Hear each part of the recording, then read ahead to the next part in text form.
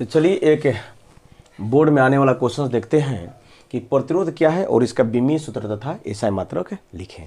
तो सबसे बेटा सिंपल से कहा है कि प्रतिरोध क्या है, बताओ प्रतिरोध क्या होता है।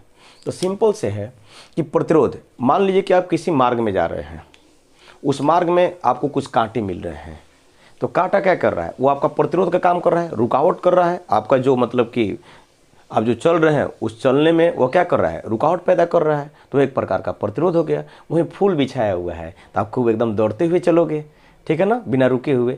तो प्रतिरोध क्या होता है, उसी तरह से किसी चालक तार या किसी पदार्थ में जब विद्युत धारा प्रवाहित होती है तो विद्युत धारा के प्रवाह के मार्ग में जो रुकावट डालने वाले कारक होते हैं, उसी कारक को हम लोग समझने के लिए एक भौतिक राशि परिभाषित करते हैं। उस भौतिक राशि को क्या कहते हैं, प्रतिरोध कहते हैं।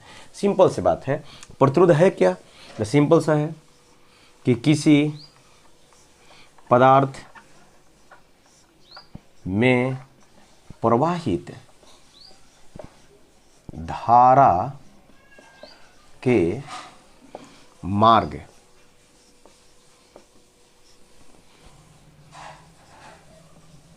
धारा के प्रवाह में उत्पन्न धारा के प्रवाह में बाधा यानी रुकावट, बाधा उत्पन्न करने वाले कारक को क्या कहते हैं, प्रतिरोध कहते हैं। सिंपल से बात, ज़्यादा आलजल नहीं, प्रतिरोध कहते हैं। किसी पदार्थ में प्रवाही जो धारा होते हैं उसके मार्ग में जो धारा के प्रवाह में जो बाधा उत्पन्न करता है, उसी कारक को क्या कहते हैं, प्रतिरोध कहते हैं। और इसे हम लोग क्या कहते हैं, इसे आर से सूचित करते हैं।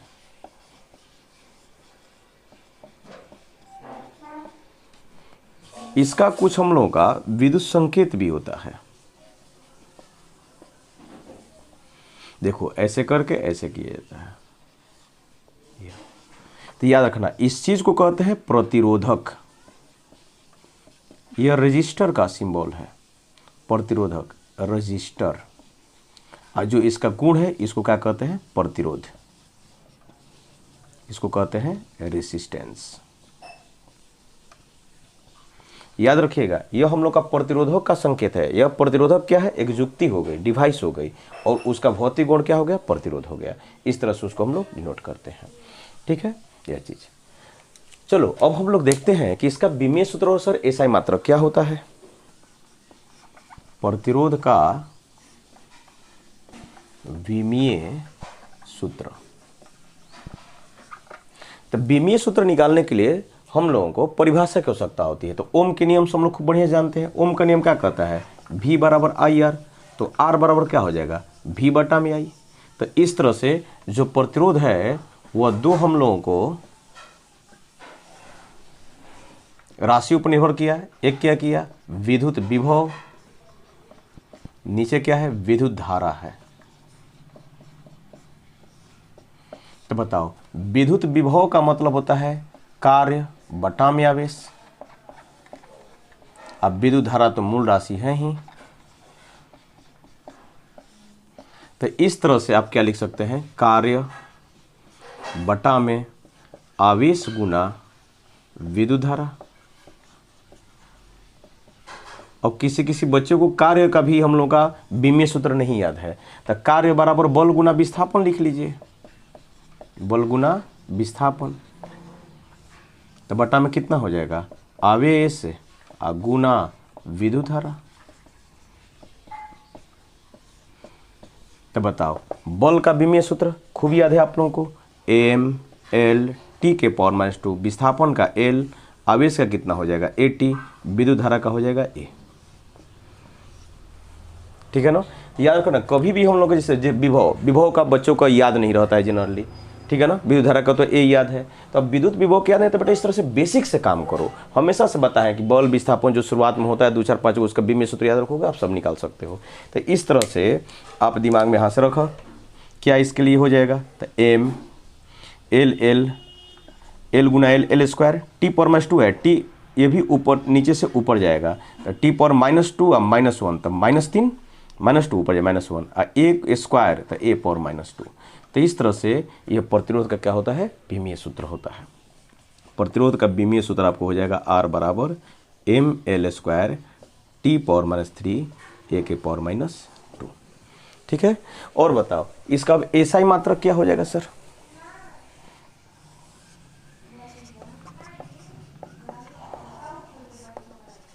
इसका एसआई मात्रक क्या हो जाएगा? पहला तो बताओ विभव बटा में विद्युत धारा, तो विभव को क्या लिखते हो आप? वोल्ट, विद्युत धारा को लिखते हो एम्पियर। तो इस तरह से आपका हो जाएगा वोल्ट प्रति एम्पियर। और दूसरा का में दिमाग में रखना कि और क्या लिख सकते हो बताओ, यहां से भी लिख सकते हो कार्य का जूल, आवेश का कूलम, एम्पियर, है कि नहीं है। या तीसरा का में आप यह भी लिख सकते हैं कि बल का न्यूटन, विस्थापन का मीटर और कूलम एम्पियर। यह देखो, लेकिन फेमस यही वोल्ट बटा एम्पियर, और जो सबसे ज़्यादा फेमस होता है वह होता है ओम। ये खूब तुम लोग जानता है ओम। प्रतिरोध का एसआई मात्रक क्या होता है? ओम होता है। और या इसको आप ऐसे भी लिखते हैं, इसको ओमेगा से सूचित किया जाता है। यह तो छोटा सा एक बात था, ये अब समझ गए आप।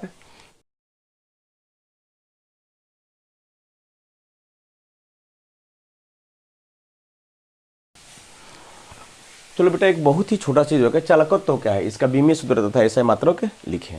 तो हम चालकत्व के बारे में आपको बताए थे कि जो चालकत्व होता है, तो सिंपल से प्रतिरोध के व्युत्क्रम को चालकत्व कहते हैं। प्रतिरोध के व्युत्क्रम को चालकत्व कहते हैं जी। तो जो चालकत्व होता है उस चालक तार में बतलाता है कि धारा कितनी आसानी से प्रवाहित होगी, और जो प्रतिरोध होता है वह बतलाता है कि धारा के मार्ग में कितना रुकावट पैदा होगा। यह तो इस तरह से जो चालकत्व है इसे हम लोग जी से सूचित करते हैं।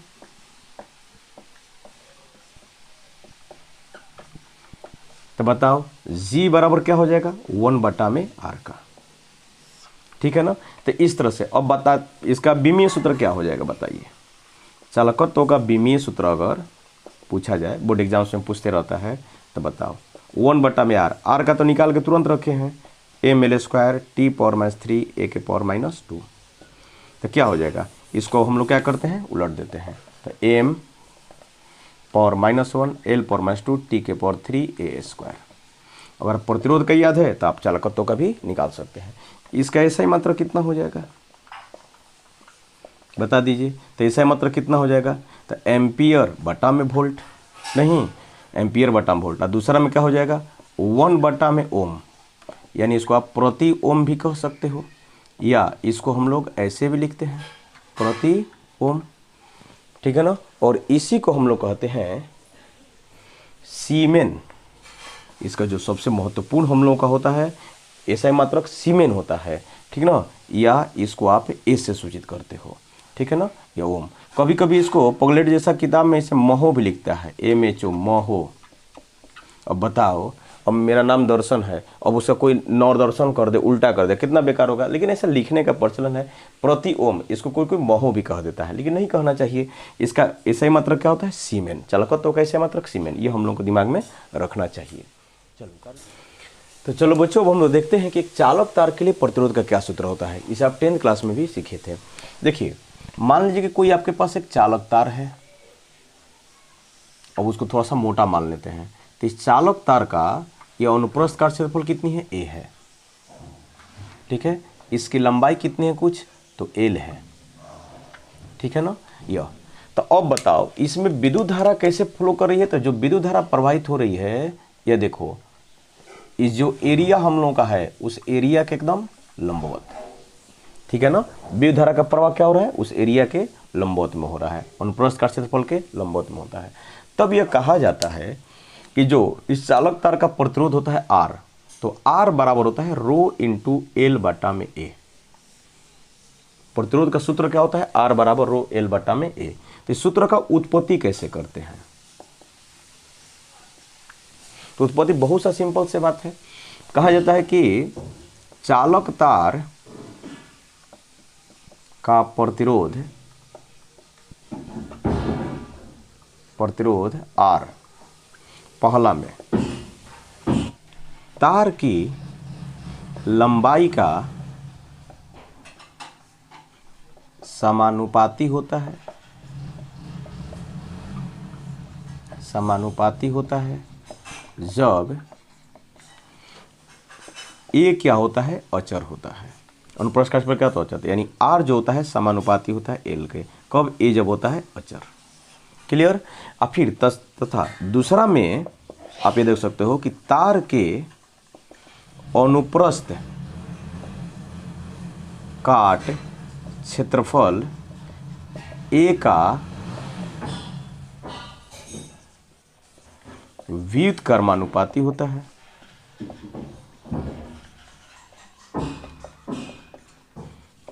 जब लंबाई को अचर रखा जाता है, नियत रखा जाता है, तो आर क्या होता है, ए का व्युत्क्रमानुपाती होता है। अब ये जो दोनों ही हम लोगों का रिजल्ट है, जो प्रयोग से देखा जाता है, दोनों ही रिजल्ट को अगर हम लोग कंबाइन करते हैं, तो हमको क्या मिलेगा बता। दोनों निष्कर्ष को संयुक्त करने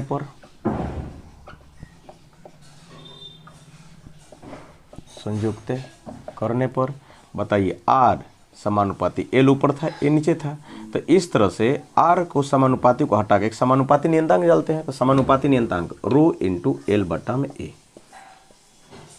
जहां रो क्या है, एक समानुपाती नियतांक है जिसे प्रतिरोधकता इंग्लिश में इसको कहते हैं रेसिस्टिविटी कहते हैं, जिसे क्या कहते हैं, प्रतिरोधकता कहते हैं। ठीक है ना, यह चीज़ तो आर बार रो एल है, यह हम लोग का बहुत ही इंपॉर्टेंट सूत्र है। तो यहाँ से आप लोगों को पता चला कि जो प्रतिरोध होता है वह लंबाई पर निर्भर करता है और एरिया के क्या होता है, व्युत्क्रमानुपाती होता है। आर जो होता है पदार्थ के स्वभाव पर निर्भर करता है, क्योंकि प्रतिरोधकता होता है तो पदार्थ के स्वभाव पर निर्भर करता है, और बाद में देखेंगे हम लोग कि ताप घनत्व दाब के अनुसार भी बदलता है। तो ये बहुत ही इंपॉर्टेंट सूत्र है, जो आप 10th क्लास में भी इसको पढ़े थे, ये आपको दिमाग में रखना चाहिए। ठीक है, चलो देखो अब कुछ बच्चों को दिमाग में हो रहा था कि सर अगर एरिया अचर करके आर एल का समानुपाती कैसे होता है, ये हम लोग को बात समझ में नहीं है। तो ज़रा बेटा समझो कि आप मान लो कि कहीं घूमने गए हो, अपने फ्रेंड के साथ कहीं घूमने गए हो पहाड़ी इलाका में, और आपको एक रास्ते से दूसरे रास्ते में जाने के लिए आपको एक गुफा में घुसना पड़ता है। तो जब गुफा का अगर बताओ कि गुफा का मुंह मतलब कि है कि आप आराम से प्रवेश कर सकते हो, लेकिन गुफा का लंबाई बढ़ते गया, और गुफा तो मतलब घुसना मान लो कि नहीं जानते हो कि कैसा है। अब गुफा में मतलब कि आपको बहुत सारे प्रतिरोध मिल सकते हैं, मतलब हो सकता है कि कांटा हो, बिच्छू हो, माने सांप, कुछ भी मतलब मिल सकता है, आपको क्या पता है। जब बताओ जितना ही उस गुफा के अंदर में आप रहिएगा, उसका लंबाई जितना ही ज़्यादा है, तो आपको मतलब उतना ही प्रतिरोध का अधिक सामना करना पड़ेगा। यानी आर क्या होता है, एल का समानुपाती होता है। वही बात बताओ कि अगर मान लो कि गुफा की लंबाई अचर है, वो हमको पता है कि यहाँ से यहाँ एक रास्ते से दूसरे रास्ते गुफा होके जाएंगे तो उसकी लंबाई अचर है, लेकिन एरिया जो है ना छोटा है। अगर एरिया छोटा है तो आपको घुसने में दिक्कत होगा कि नहीं होगा, आप लोग को उसमें प्रवेश करने में दिक्कत होगा कि नहीं होगा। एरिया ज़्यादा छोटा है तो आपको सूत के हो सकता है कि जाना पड़े। अगर एरिया वहीं बड़ा है तो आप आराम से उसमें मतलब कि दौड़ते हुए भी जा सकते हो, आराम से खड़े होकर घुस सकते हो। तो इस तरह से एरिया कम होने पर प्रतिरोध ज़्यादा हुआ और एरिया अधिक होने पर प्रतिरोध कम हुआ। तो इसलिए आर एल का समानुपाती होता है और आर एरिया का क्या होता है, व्युत्क्रमानुपाती। ऐसे भी हम लोग लॉजिक से समझ सकते हैं याद करने के।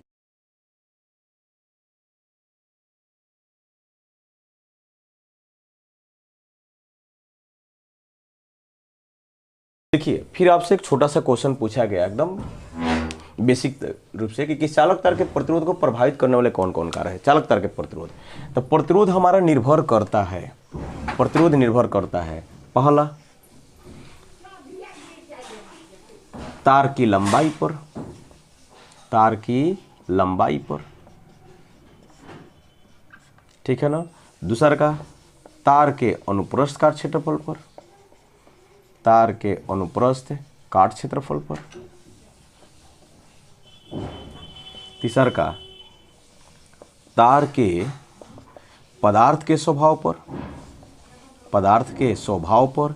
स्वभाव यानी नेचर का मतलब क्या हुआ कि जैसे मान लें कि आपके पास है जो एल्युमिनियम है या कॉपर है या हम लोगों के पास सिल्वर है, तो बताइए अलग अलग हमारा जो तार होता है ना उसका प्रतिरोध हम लोगों का कुछ अलग होता है। सिल्वर का जो प्रतिरोध होता है वो हम लोग का सबसे कम होता है, उसके बाद कॉपर का कम होता है, एल्युमिनियम का उससे ज़्यादा हो जाएगा, ठीक है ना। तो अलग अलग मान लो कि सेम लंबाई और सेम अनुप्रस्थ काट क्षेत्रफल के 3 तार, एल्युमिनियम कॉपर सिल्वर, तो उसमें आपको सबसे ज़्यादा प्रतिरोध किसका होता है? एल्युमिनियम का होता है। कम किसका होता है? सिल्वर का होता है, यानी चांदी का होता है। तो इस तरह से तार के पदार्थ के स्वभाव पर भी वह निर्भर करता है, ठीक है ना। इसके बाद चौथा ताप पर, ताप पर, ठीक है ना। ताप पर, दाब पर इत्यादि। चलिए बाद में हम लोग देखेंगे कि लंबाई अनुप्रस्थ कैसे और ताप पर निर्भर करता है। देखा जाएगा कि अगर हम लोग एक चालक तार है उसका अगर ताप बढ़ाते हैं तो उसका प्रतिरोध भी बढ़ता है, और दाब के साथ उसका मतलब कि जरूरी नहीं है कि दाब बढ़ाने पर वो बढ़े ही, और बढ़ भी सकता है घट भी सकता है, वो डिपेंड करता है कि सिचुएशंस कैसा दिया गया है, ठीक है। यह चीज़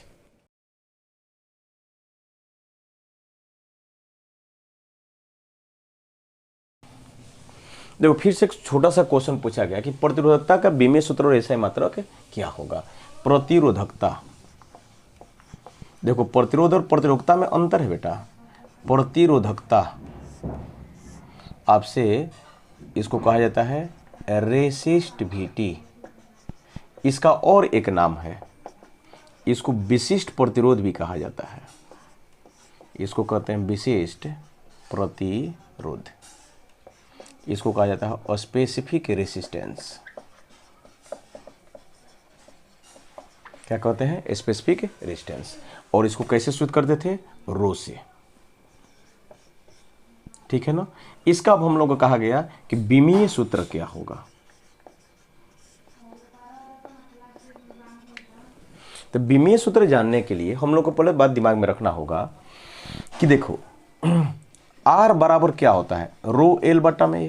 तो यहां से रो बराबर क्या हो जाएगा? आर ए अब बटा में एल हो जाएगा कि नहीं हो जाएगा। तो इस तरह से जो बीमीय सूत्र है कौन कौन बात पर डिपेंड करेगा? रो का बीमीय सूत्र डिपेंड करेगा कि प्रतिरोध गुना क्षेत्रफल बटा में लंबाई, हुआ कि नहीं होगा। तो इस तरह प्रतिरोध का बीमीय सूत्र अपने निकाला था M L square T power -3 A के पावर -2, निकाले थे कि नहीं निकाले थे। क्षेत्रफल का कितना होता है? एल स्क्वायर, लंबाई का फिर कितना हो जाएगा? एल। तो इस तरह से बता दो कितना हो जाएगा। तो एल से तो एल एक कट जाएगी, तो कितना होगा? एम एल स्क्वायर गुना एल, एल के पावर 3 टी के पावर -3 ए के पावर हो गया -2। एकदम सिंपल सी बात है। अब होता है कि सर इसकी एसआई मात्रक क्या होगी? एसआई मात्रक क्या होगी? तो एसआई मात्रक निकालना है तो बता दो। प्रतिरोध का कितना होता है? ओम गुना क्षेत्रफल का कितना हो जाएगा? मीटर स्क्वायर, और फिर लंबाई का हो जाएगा मीटर। तो मीटर से मीटर तक गुना खत्म, तो ओम और गुना मीटर। आप इसको ऐसे भी लिख सकते हैं बेटा, ओम इंटू मीटर। दूसरा का यह भी हो सकता है, जैसे प्रतिरोध के लिए हम लोगों ने क्या लिखा था बताइए? वोल्ट बटा में एम्पियर गुना क्षेत्रफल कितना होता है? मीटर स्क्वायर, और ये मीटर तो ये कट गया, तो इसको ऐसे लिखते हैं वोल्ट गुना मीटर और बटा में एम्पियर। ये भी आप लिख सकते हैं यह चीज़, लेकिन ज़्यादा फेमस है ओम गुना मीटर। चलो अब नेक्स्ट एक छोटा सा क्वेश्चन देख लो। चालकता का बीमीय सूत्र तथा एसआई मात्रक क्या होता है? तो चालकता क्या होती है? तो चालकता को इंग्लिश में कहते हैं कंडक्टिविटी। क्या कहते हैं बेटा? कंडक्टिविटी, ठीक है ना। यह क्या होता है? तो प्रतिरोधकता के व्युत्क्रम, प्रतिरोधकता के व्युत्क्रम को, प्रतिरोधकता के व्युत्क्रम को चालकता कहते हैं। प्रतिरोधकता के व्युत्क्रम को क्या कहते हैं? चालकता कहते हैं, ठीक है ना। तो सिंपल जो चालकता होता है अगर आपको उसका बीमीय सूत्र लिखना है तो बराबर होता है 1 बटा में प्रतिरोधकता। देखो एकदम सिंपल चीज़ है, सिर्फ अभी जहाँ से थोड़ा सा हम लोग को मेमोराइज करना होगा। और चालकता को सिग्मा से सूचित करते हैं, सिग्मा से सूचित करते हैं। इसको सिग्मा कहते हैं, सिग्मा आधा नौ, ठीक है ना। तो इस तरह से चालकता सिग्मा का क्या हो जाएगा, तो 1 बटा में रो का बीमीय सूत्र। तो बताइए रो का बीमीय सूत्र कितना था, m/L/Q